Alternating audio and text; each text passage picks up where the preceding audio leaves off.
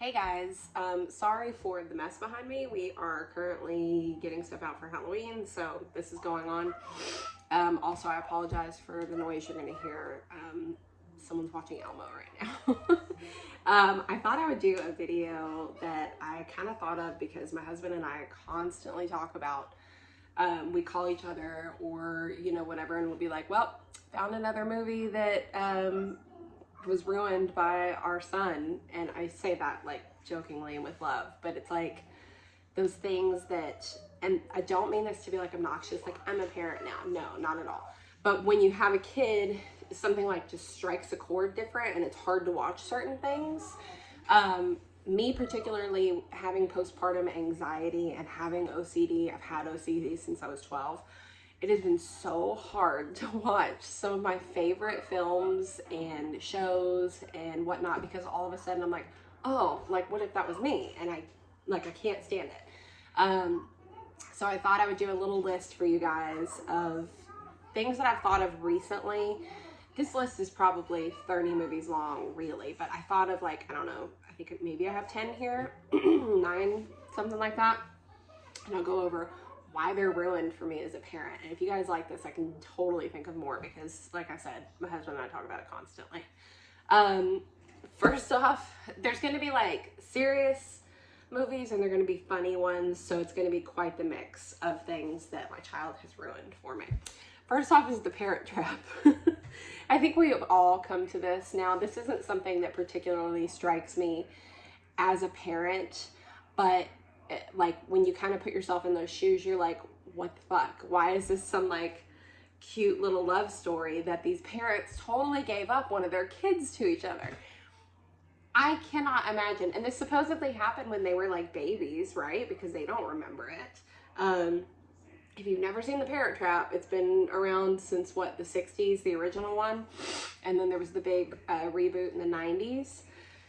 And these parents get married, they have babies, they have twin girls, and then they fight a lot and they end up divorcing. And the mother was originally from England and the father was originally from America. And so basically they decide the best way to go about their lives so that they never have to see each other again is to each take a baby and just go and never see that other kid again. Like, are you kidding me? That would never happen. That would never work. Like, not, you know what I mean? Like, that's not some circumstance where it's like they can't afford to take, they're both very well off. They can't afford to take care of the baby. It's a really heart-wrenching situation, blah, blah, blah. Like, these selfish motherfuckers wanted so badly not to see each other again. Like, you don't have to see each other. Just swap the kids. You know what I mean? Like, come up with a parenting agreement and swap the kids. You don't have to talk. You can just be civil in front of your children. People do it every day. And it's so infuriating to watch. So that's number one. Number two, I've said for years before I even had kids that I knew that this would be like, if I were ever in a horror movie or a situation like this, this would be the one where I get killed first. Pet Sematary. If you've never seen that, really scary, like messed up movie, but basically, it's a small child of this family passes and they hear about this, spoiler alert, they hear about this pet cemetery that they've like buried a cat at, and the cat came back to life. And so they get desperate in their grief and they bury the child there and he comes back. But the problem is when they come back, it's not really them. They're like evil. So this cute little like 3-year-old boy is walking around killing people, and he's like walking in the room like, mommy, and wants her to come over so he can stab her. My ass would be dead. I'd be like, I'd knowingly go for it. I'd be like, okay, baby, I don't care. Like, I would die so fast because how do you like deny your child like that? Especially that you lost. Like, that's so heart-wrenching. So that's ruined for me.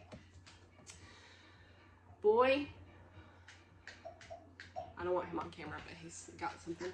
Okay, you can play with it for a minute. That's fine. You go beep it in there.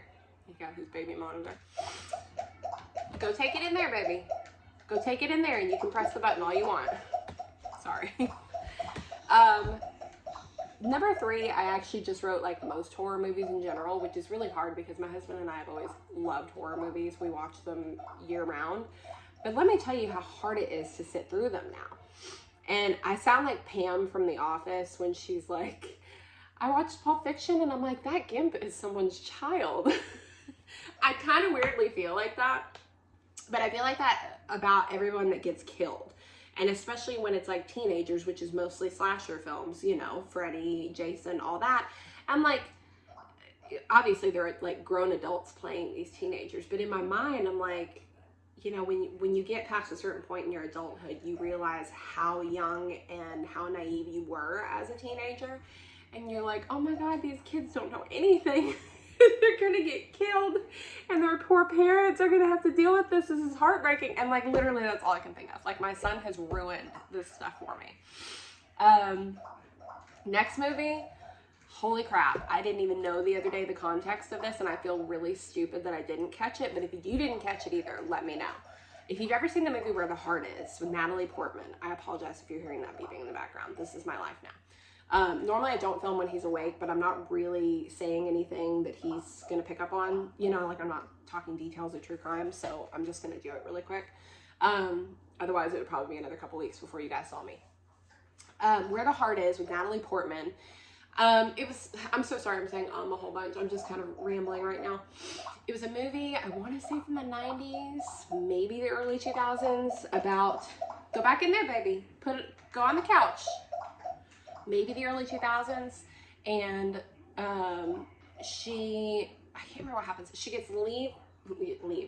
She's pregnant. She gets left by her boyfriend, fiance, whatever, at a Walmart in the middle of nowhere. They were like driving from Tennessee to California, and she has no money, nothing. And so I want to say she's like 7 or 8 months pregnant. She basically lives in the Walmart, and she starts to get to know some of the townspeople. And then one night she has a baby in the Walmart. And one of the guys who kind of knew her, whatever, like breaks in and delivers her baby. And then she kind of becomes like a local celebrity for having a baby in a Walmart. But then she stays in this town and, you know, gets to know the people, has his best friend, etc. But at one point in the movie, her best friend, who has like 5 kids, with 5 different guys, and she keeps falling for these really bad guys. She thinks she found a guy that's really good, and then he beats the shit out of her. And growing up, I didn't get the context of it. I thought, like, and trigger warning, this is very, very, very, very, very serious. But now I don't think I can watch this movie anymore. I thought she comes home, she's telling Natalie Portman the story about how she comes home and the guy is being like, he's like pushing her kids around or something. That's the way I remembered it. And so I thought he was just being mean to her kids. And she defended them and he beat her up. And I was like, okay. But when I was watching it the other day, they were talking about how she was taking off a ton of time at work. She was out of paid time off, all this stuff. And I'm like, don't get me wrong, she got the shit beat out of her, but she's not in the hospital. She's like walking around, she's okay, she just has some stitches in her face. And she works at a hospital, she's a nurse. And I'm like, why is she like taking so much time off? I didn't get it. So then I started paying attention more and oh my God, my jaw dropped and I started sobbing. Basically, she's actually telling the story about what this guy was doing to her kids, if you catch my drift. And I had to Google it and I was like, are you fucking kidding me? And it's based off of a book. And in the book, it goes into pretty graphic detail about what was happening to the kids. And I thought back to earlier in the movie when she first met him, she said that he was all like about the kids and saying how much he loved kids. And I'd never caught that. I've watched this movie 10,000 times since I was probably, I don't know, 11 years old. Never caught that until the other day. And I was like, I can never watch this movie again. Like, that's fucking heartbreaking. That one's not like, that one's not funny at all. But it's just, I can't watch it. Like, it's really fucking heartbreaking. There's gonna be another one where I get kind of serious like that too. Well, I mean, probably a couple. To go back to a little lightheartedness, the Rugrats movie. Now, I haven't watched it since I was little, but I do remember that if you never watched the Rugrats, if you didn't grow up in that era, it's about babies and toddlers, and it's like from their point of view, the world from their point of view, and it's a very big hit cartoon in the 90s. There's a baby, Tommy. He's the main character, and he's like a year old or something. And his parents have another baby. And so it's like Tommy, like one of the main plots of the movie is that Tommy's dealing with not being the only baby anymore. And there's a part where the parents are just like both loving and doting on the little baby, and they're putting him to bed. It's nighttime, and Tommy's like scared or something, and he wants his mommy, but his mommy's busy with the baby. And Tommy goes and like shuts himself in the freaking closet and sings himself to sleep. And just thinking about it, like, look at this, just thinking about it, like, makes me so fucking sad for Tommy. And I just want to scoop him up. The thing that made me think about that was I was on TikTok the other day, and I don't think I ever really, I think this was like the one where they go to Paris or something. It was another movie. I don't remember seeing it, but there's an episode of Rugrats that's about Chucky's mom. Chucky's one of the older toddlers, and his mom died. And you never see the mom. And there's a whole episode where, oh God, now I'm gonna start crying. There's a whole episode of the show where his dad is reading a letter that his mom wrote to Chucky, I think when she was pregnant with him. And she's just talking about all her hopes and dreams for him. And like that she's always with him. She's in the wind that blows on his face. She's in the leaves that fall from the tree. She's like everywhere around him. And Chucky's all excited about it. He's like, my mom's here, you guys. She's everywhere. She's with me all the time. And it's so heartbreaking. But somebody on TikTok, this was really funny. It's so messed up though. Pointed out that in, I guess, the movie where they go to Paris, there's like a mom and son dance. And everybody is out dancing with their babies, and like Chucky has no one to dance with. And this TikToker was like, what kind of evil fucking mothers are you that no one went out there and grabbed Chucky and danced with him? Like, they just left this little toddler on the side to cry, and it was so sad. But I was like, oh my God, all of that was so heartbreaking. I remember seeing it, like, we went to the theater to see the Rugrats movie when it first came out. We were like, I don't know, probably like 10 or something like that at the time. But I remember crying when Tommy shut himself in the closet then. And I wasn't a parent. Like, I wasn't even an adult. I just felt so sad for him. And now it's like on the other token, I'm like even more sad for him. Next movie I have written down. I wouldn't say this one's ruined for me, but it's harder and harder as an adult to like, similar to The Parent Trap, to like just let this go. But I will give them this credit. It's part of the plot line of the movie, is Home Alone. Like, I get that they were swamped. I get that they were busy. I get that somebody miscounted. But, like, you idiots had 2 children, and you trusted other people in your family to account for them. And you never checked on them until you were, like, on the plane halfway to freaking Paris. Like, are you kidding me? And then when he's kind of, like, sad at the end and he's missing his family, that's really hard to watch. But I wouldn't say that one's necessarily ruined for me, but like I said, it's just kind of like, I can't believe they did that to that poor kid. And then Home Alone 2, they're totally shitty towards them about it. Like, that's the part that pisses me off more. The next thing is something that when I was like early postpartum, I'm talking like 2 weeks, a month after having my baby, I would think about this and I would just start sobbing. And I would think what's so messed up about this is that this is a real problem and that I can't go out and get all the little kids who are going through this and just take them all. Like, I can't do it. And that really broke my heart. If you guys have ever watched Breaking Bad, if you haven't, this isn't a huge spoiler, but it's a really sad episode. There's an episode where one of the guys is trying to go get money from these drug dealers that stole from them. And he like gets a gun and stuff. He's going to be all tough and go handle the problem. He's really not that tough of a guy, but he's going to go handle the problem. And when he gets to the house to find them and threaten them, they're not there. And he sits down like on the couch and he's just like, I guess I'm just going to wait for them. And this little boy comes walking out of this bedroom. And he's probably like 2 or 3, maybe just a little bit older than that, filthy, hasn't been bathed in God knows how long, isn't fazed that some random guy is just in his living room on the couch watching TV because people come in and out all the time. It's a total like shit show. It's a drug house. And he just walks up and puts something on the TV, and it's like some late night QVC type thing, I believe. He doesn't even really know what he's watching. He doesn't talk to the guy very much. Like, you can tell he hasn't been taken care of. He hasn't been fed, and he hasn't really had any kind of stimulation his entire life. And it's so fucking infuriating and heartbreaking. So then at one point, I think he just kind of looks at him, and I think he asks him, he's like, I'm hungry or something. And he looks around to feed him something, and I think all he can find is like bread and marshmallow fluff. So he makes him a sandwich, and the little kid just sits there and eats. And I think the guy's trying to get him to talk at one point or something. So he's like playing peekaboo with him or something, and the kid's just not saying anything. And then I think the kid finally like did peekaboo back at him or whatever.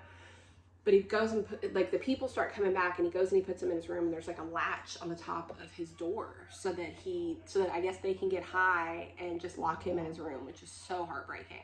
So he does. And then down the road in the episode, something happens, and one of them gets killed or something, the drug dealers. And he doesn't know what to do. And he about just like leaves, but then he calls the police and just leaves the phone off the hook. So it's a landline, it'll get traced back to them.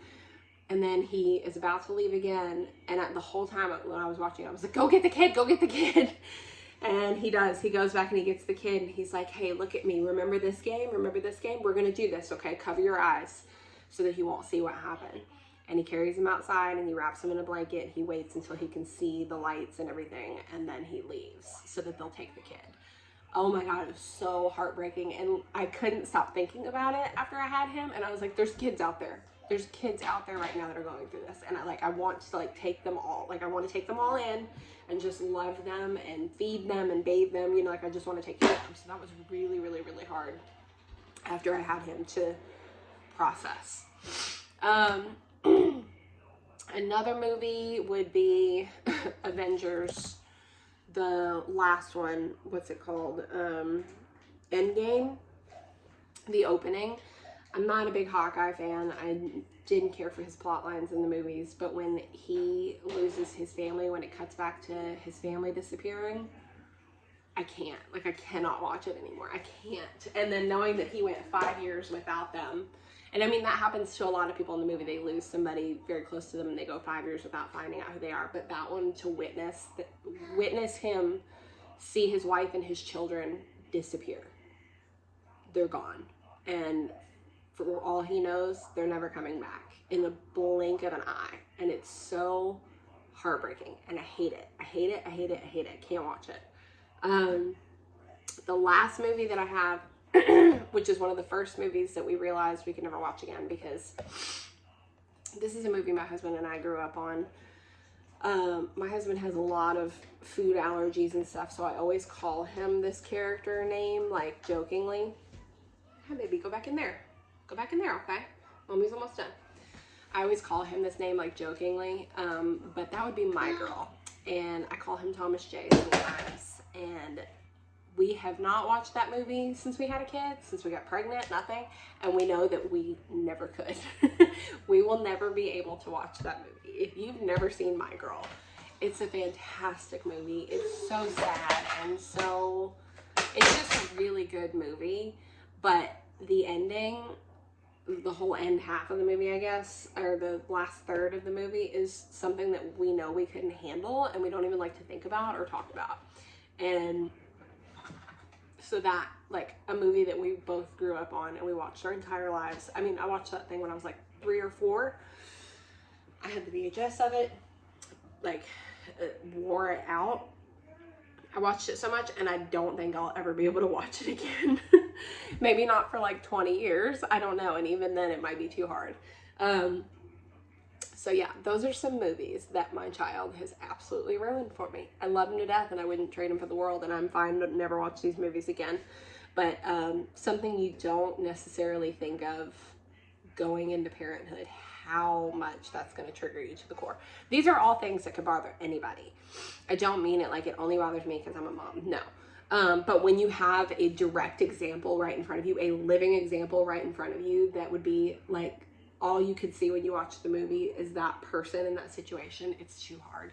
It's the same as like if someone lost a parent, they may not want to watch a movie that's discussing a parent passing, you know. Someone who's been in any kind of situation where they almost lost somebody or they did lose somebody, they don't want to constantly be reminded of it. And the topic of losing someone, especially when it's a kid, is so sensitive that it's like something I don't want to think about and I don't ever want to watch. So those are the list of movies I'll probably never be watching again, at least most of them. I hope you guys enjoyed this. If you did, let me know. I'm happy to make like a part 2 if you guys are interested in this, but I apologize for what a mess this video is. I just thought I'd get on here and ramble about this for a little bit and see if anybody else can relate, because it's a thing. It's like he's traumatized me or something. I don't know. But if you guys did enjoy this, please hit the thumbs up button below. If you, I don't remember how to do my outro. If you want to leave, if you have any suggestions for videos, true crime or otherwise, leave a comment below. If you'd like to see more, please hit the subscribe button. I upload new videos probably once a month. And other than that, I will see you guys when I see you.